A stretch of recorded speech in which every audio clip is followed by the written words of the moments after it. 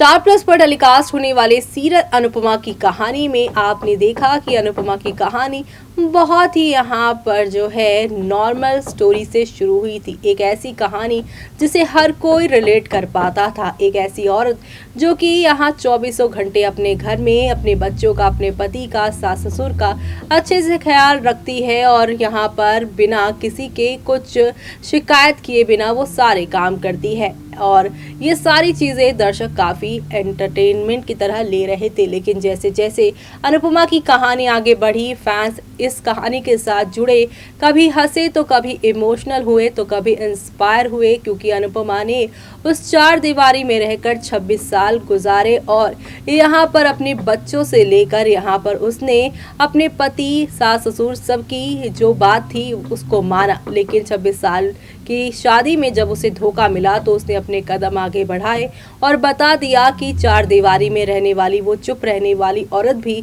अपने लिए स्टैंड ले सकती है और अपने पैरों पर जब हुनर हो तो खड़ी भी हो सकती है। जो औरत अपने बच्चों के लिए सुबह शाम खड़ी होकर काम कर सकती है वो बाहर जाकर भी अपने लिए नाम कमा सकती है।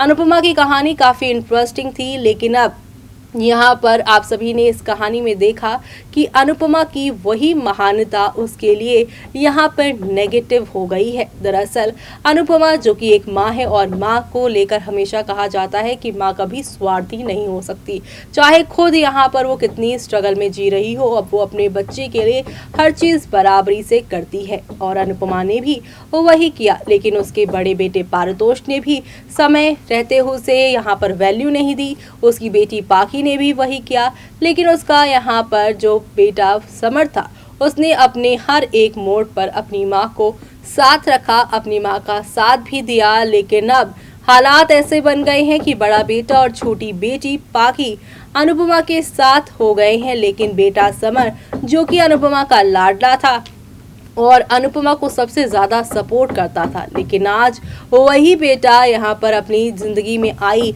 यहाँ पर नई लड़की के साथ ऐसा हो गया कि अपनी माँ के सपनों को भी उसने छीन लिया। जी हाँ, डांस एकेडमी किन हालातों में अनुपमा ने बनाई थी इससे बारे में समर से ज़्यादा कोई अच्छे से जान नहीं सकता। लेकिन आज उसी डिम्पल ने कहा कि हम मेहनत कर रहे हैं और क्रेडिट कोई और ले जाए, हम ये बर्दाश्त नहीं करेंगे। और समर ने एक भी बात नहीं बोली अपनी माँ के फेवर में और चुपचाप अनुपमा ने चाबी समर को दी और अपना सामान लेकर वो चली गई। जहाँ पे पारितोष, किंजल, पाखी ने आंसू बहाए तो वहीं समर की भी आंखें नम थी, लेकिन यहाँ पर उन्होंने एक बार भी नहीं कहा कि मम्मा आप रुक जाओ। यानी कि काफ़ी यहाँ पर इमोशनल ट्रैक है। एक माँ पूरी ज़िंदगी अपने बच्चों के लिए बहुत कुछ करती है, लेकिन जब वक्त आता है करने का बच्चों का तो अक्सर बच्चे ऐसी चीज़ें कर जाते हैं।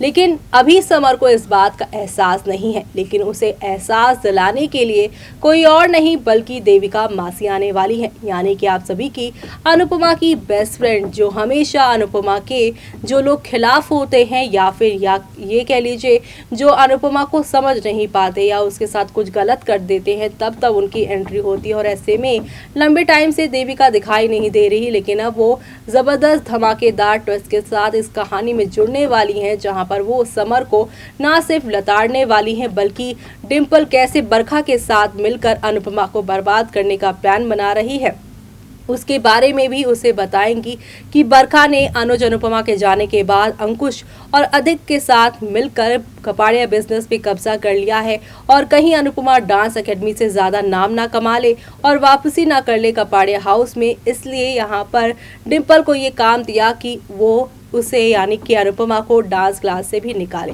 ये सारी बातें डिम्पल अब बताने वाली है। अब आगे क्या होने वाला है वो सब देखना आप लोग शो में मिस मत करेगा। इसी के साथ मुझे यानी कि जूही को दीजिए इजाज़त। Bye bye, take care.